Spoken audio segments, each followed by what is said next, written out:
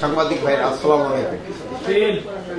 BDR হত্যাকাণ্ডে তদন্ত এবং ন্যায় বিচার নিশ্চিতকরণে অন্তর্বর্তীকালীন সরকার বদ্ধপরিকর। এই লক্ষ্যে স্বরাষ্ট্র মন্ত্রণালয় অন্তর্বর্তীকালীন সরকার গঠনের পর থেকেই কাজ করে যাচ্ছে। এই মন্ত্রণালয়ের দায়িত্বপ্রাপ্ত উপদেষ্টা হিসাবে আমি প্রথম থেকেই বিডিআর হত্যাকাণ্ডের পূর্ণ তদন্ত এবং ন্যায় বিচার নিশ্চিতকরণের সোচ্চার ছিলাম এবং এখনো রয়েছি। এই বিষয়ে গত 2রা সেপ্টেম্বর 2024 তারিখে স্বরাষ্ট্র মন্ত্রণালয়ে প্রথমবার এবং গত 4 নভেম্বর 2024 তারিখে বিজিবি সদর দপ্তর পরিদর্শনকালে দ্বিতীয়বার ঘোষণা প্রদান করি যে এবং যা বিভিন্ন প্রিন্ট এবং ইলেকট্রনিক এবং অনলাইন মিডিয়ায় প্রচারিত হয়েছে।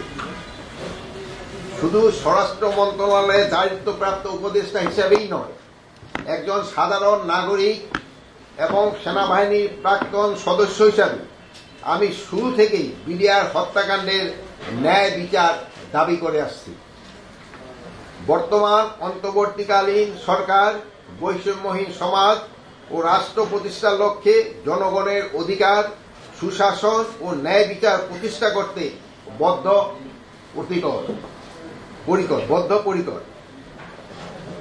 আমি এখন সকলের অবগতির জন্য ঘোষণা করছি, বিডিআর হত্যাকাণ্ডে ন্যায় বিচার নিশ্চিতকরণের জন্য আগামী 5 কার্য দিবসের মধ্যেই একটি তদন্ত কমিটি গঠন করা হবে।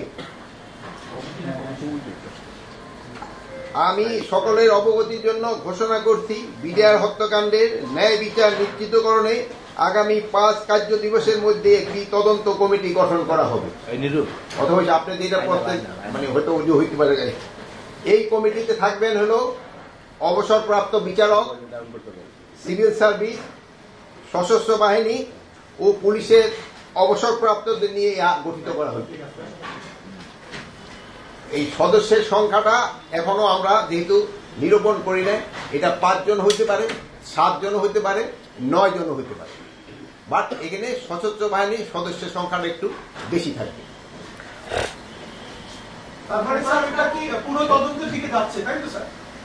পুনঃ তদন্তের আদেশটা দিতে পারে হলো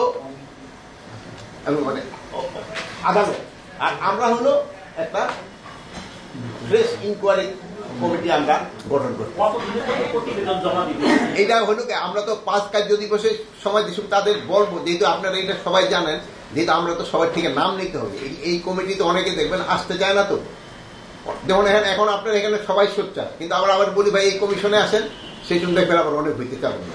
এখানে একটা সমস্যা থাকে। আমরা এই নামগুলি কালেক্ট করার জন্য, যদি নাম কালেক্ট করার জন্য সময় না লাগতো তো হয়তো খুব তাড়াতাড়ি করা যেত। এই নামগুলি পাওয়া যাওয়ার পরে তাদের সাথে তো একটু ডিসকাস করে আমরা সময়টা দিই। কাজের পরিধি তো আমরা বসে তো নির্ধারণ করবো কাজের পরিধি।